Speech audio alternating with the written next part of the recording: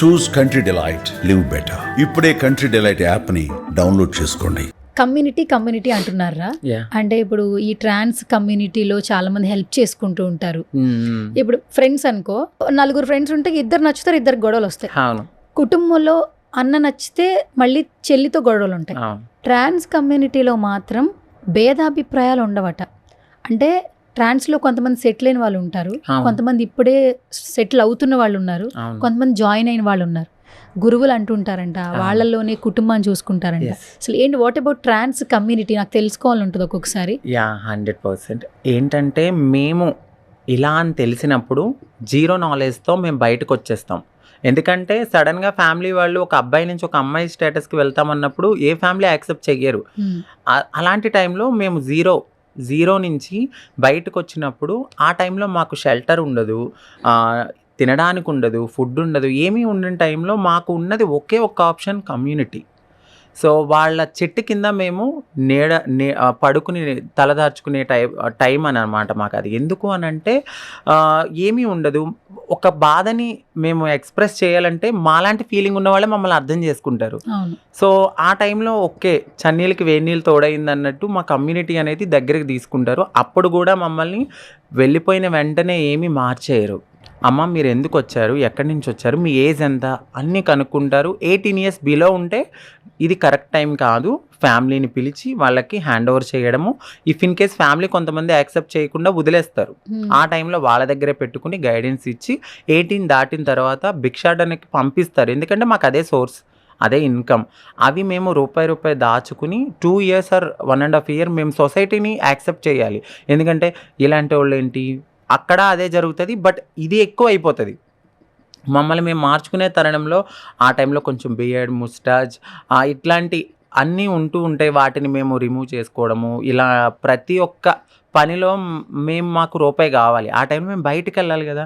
So ఈ society అనేది వెటకారంగా చూడడము, ఏంటి ఇలా ఉన్నారు, మీకు ఎందుకు ఇవ్వాలి, అలాంటి క్వశ్చన్స్ వేసినప్పుడు అవన్నీ మేము తీసుకొని ముందుకెళ్తూ ప్రతి రూపాయి దాస్తే మా కమ్యూనిటీ అనేది మమ్మల్ని ఒక ఆడపిల్లలా చేసి దాని తర్వాత మాకు ఒక లైఫ్ ఇవ్వడానికి వాళ్ళు మీకంటూ ఒక ఐడెంటిటీ రావాలి కాబట్టి మీరు కష్టపడి సంపాదించుకోండి అని చెప్పి ఆ టైం వరకు వాళ్ళు మమ్మల్ని వాళ్ళ దగ్గర ఉంచుకుంటారు. ఆ టైంలో మాకు బాగా సపోర్ట్ ఇస్తారు. ఏదైనా ప్రాబ్లం వచ్చినా, మెంటల్ కండిషన్ బాగోకపోయినా, మాకు మనీ పరంగా కానీ అలాంటి, ఇప్పుడు ప్రతి ఒక్కరు తెలివితేటలతో అయితే ఉండరు. కొంతమంది సంపాదించుకోగలుగుతారు, కొంతమంది సంపాదించుకోలేకుండా ఉంటారు. కాబట్టి ఆ టైంలో గైడెన్స్ అనమాట. గురువులు అంటే వెళ్ళగానే మమ్మల్ని ఒక రీతి వేస్తారనమాట, వేసి ఒకరికి అడాప్ట్ చేస్తారు. మాకు ఆవిడ అత్తయ్య అవుతారు, ఆవిడే మాకు గురువు.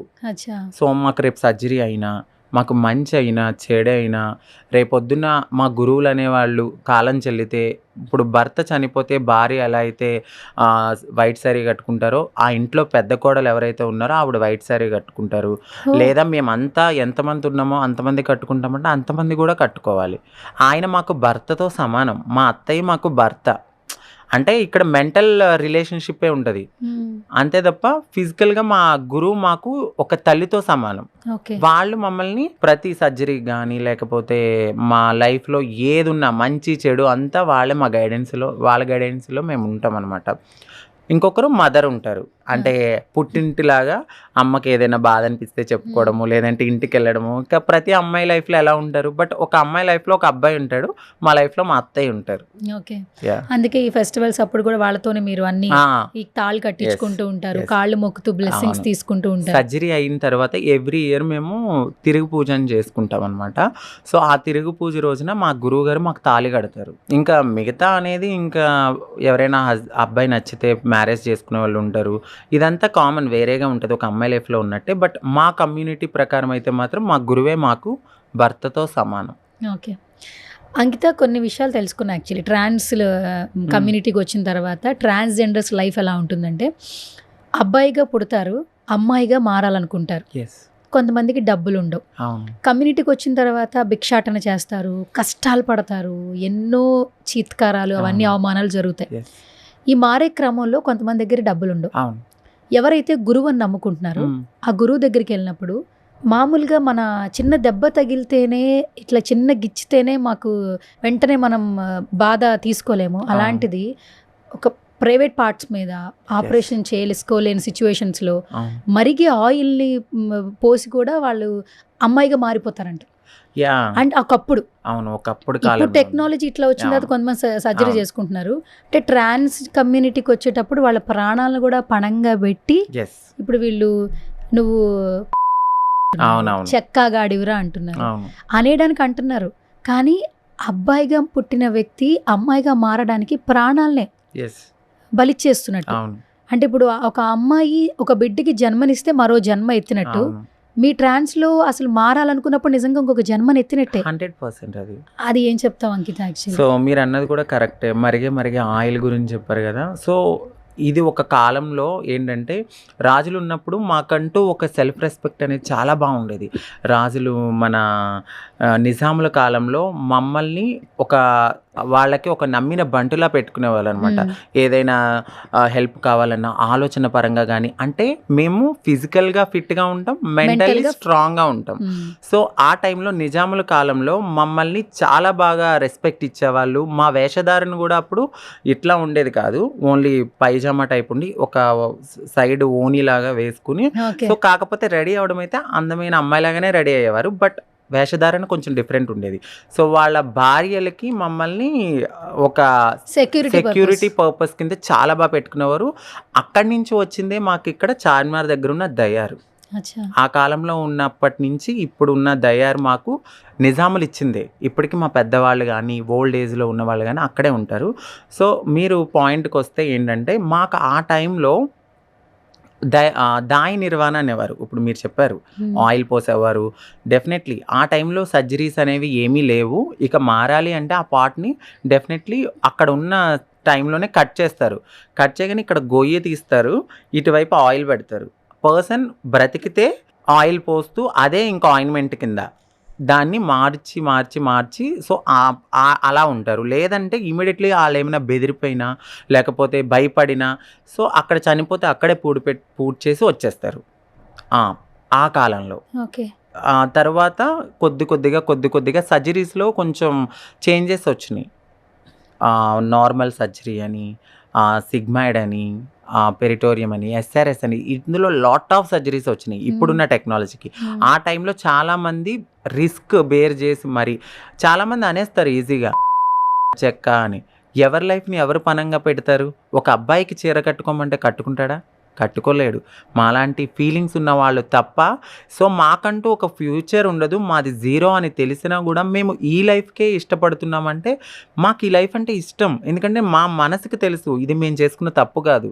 జీన్స్ లోపమే కానీ లేకపోతే దేవుడు పెట్టిన పరీక్షలో కానీ మేము ఎక్కడో చేసుకున్నామేమో, మంచో చెడో మేము ఇలాగే బ్రతకాలనుకోవడం చాలా హ్యాపీ. ఎంతోమంది ఇప్పుడు మరి మ్యారేజ్ చేసుకుంటున్నారు అబ్బాయిలు, అమ్మాయిని సరిగ్గా చూసుకుంటున్నారా? వాళ్ళ లైఫ్ మళ్ళీ పోవట్లేదా? ఒక అమ్మాయి లైఫ్ని నాశనం చేయడం కన్నా నేను ఒక అమ్మాయిలాగా ఫీల్ అవుతున్నాను, సో నా లైఫ్ని నేనే హ్యాపీగా చేసుకుంటాను. అంతేగాని ఒక అమ్మాయికి ఏ ఫీలింగ్స్ లేని మమ్మల్ని తీసుకెళ్ళి కట్టబెట్టేసి సొసైటీ ఏదో అనుకుంటుందని మేము వాళ్ళ లైఫ్ని మేము పాడు చేయట్లేదు. సో ఒక రకంగా ఒక అబ్బాయి కొంతమంది అబ్బాయిలతో పోల్చుకుంటే మేము చాలా హ్యాపీ. అది నేను ఫీల్ అవుతాను చాలా. ఎందుకంటే మేము ఒక అమ్మాయిలా ఫీల్ అవుతున్నాం కాబట్టి ఈ ఆపోజిట్ అమ్మాయి మాకు ఒక అక్కో చెల్లో ఆ ఫీలింగే మాకు ఉంటుంది. అందుకని మేము మా ప్రాణాన్ని పలంగా పెట్టి మేము సర్జరీస్ చేయించుకుంటాం. అందువల్ల మేము ఒక అమ్మాయిలాగా ఉండాలనుకుంటాము. ఒక అమ్మాయితో కూర్చుని మాట్లాడుకున్నప్పుడు అక్క చెల్లి అనుకుంటూ ముచ్చట్లు పెట్టుకుంటాం, అలా అన్నమాట. ఫస్ట్ ఈ సర్జరీస్ ఇదంతా ఓకేరా? చాలా మట్టుకు ఏంటంటే సర్జరీస్కి చాలా లక్షల్లో అవుతుంది అంటుంటారు. ఈ సర్జరీ సెషన్కి వెళ్ళేటప్పుడు ఈ అమౌంట్ అంతా మీరు భిక్షాటన చేస్తారు, కొంతమంది నెక్స్ట్ సెక్స్ వర్క్ చేస్తుంటారు. స్టార్టింగ్ ప్రైస్ ఎక్కడి నుంచి ఎక్కడి వరకు ఉంటుంది అసలు నార్మల్ సర్జరీస్కి, హై రేంజ్ సర్జరీస్కి? ఎందుకంటే మన ఇంటర్వ్యూ ట్రాన్స్ కమ్యూనిటీలో ఎవరైనా చూసినా కూడా అప్రోచ్ అవ్వాలంటే ఏంటి అనే అంతే తప్పితే వేరే ఏం కాదు. సో నార్మల్గా ఒకప్పుడు సర్జరీస్ అయితే 1 lakh అలా ఉండేది నార్మల్ సర్జరీ. ఇప్పుడు మినిమం 2.5 పెడితేనే నార్మల్ సర్జరీ అవుతుంది. హై కాస్ట్ వచ్చి 10 lakhs. 10 lakhs 10 lakhs fully female surgery. Fully female surgery. అంటే ఇంకా ఫుల్లీ ఫీమేల్ అనమాట. సో ఒక వైఫ్ అండ్ హస్బెండ్స్ ఎట్లనో సేమ్, కాకపోతే పిల్లలు అనే వాళ్ళు ఉండరు. సో దేవుడు మాకు ఇవ్వంది గర్భసంచి, అది లేనప్పుడు పిల్లలు ఎలా పుడతారు, అది ఒప్పుకోవాలి మేము. సో అలాంటి సర్జరీస్ కూడా ఉన్నాయి మాకు. సో 10 to ఇంటికి వచ్చి మేము రెస్ట్ తీసుకునే అంతా 12 lakhs అవుతుంది 100%. 12 lakhs అవుతుంది. ఇప్పుడు ఈ నార్మల్ సర్జరీకి అడ్వాన్స్డ్ సర్జరీకి డిఫరెన్సియేషన్ ఏంటి అసలు? నార్మల్ సర్జరీస్ వచ్చి అంటే అది కూడా ఏంటంటే ఫీమేల్ లానే ఉంటుంది, బట్ వాళ్ళు సెక్సువల్గా అంత ఉండదన్నమాట. బట్ వాళ్ళకున్న తరుణంలో అలా ఉండేవారు ఆ కాలంలో. బట్ ఇప్పుడున్న అడ్వాన్స్ టెక్నాలజీలో ఇప్పుడు అందరూ ఫుల్లీ ఫీమేల్ సర్జరీస్లోనే ఉన్నారు. ఎందుకంటే ప్రతి రూపాయిని దాచుకోవడము, లేకపోతే ఇప్పుడు గోల్డ్, అప్పట్లో చిన్న చిన్న గోల్డ్ కొనుక్కున్న వాళ్ళు ఉంటారు, దాన్ని అమ్మేసైనా కూడా నేను అమ్మాయిలా ఉండాలి, సో నేను నా పార్ట్నర్ నేను హ్యాపీగా ఉండాలి అన్న ఫీలింగ్స్తో అందరూ ఇప్పుడు అడ్వాన్స్ టెక్నాలజీ చేయించుకుంటున్నారు. దీనికోసం వాళ్ళకున్న గోల్డో లేకపోతే ఇంకేదో తాకట్లు పెట్టి చేసుకున్న వాళ్ళు కూడా ఉన్నారు. అంత పిచ్చి మాకు ఒక అమ్మాయిలాగా ఉండాలి. ఎస్. సుమన్ టీవీలో మీ పర్సనల్ అండ్ బిజినెస్ ప్రమోషన్స్ కోసం కింది నెంబర్కి కాంటాక్ట్ చేయండి.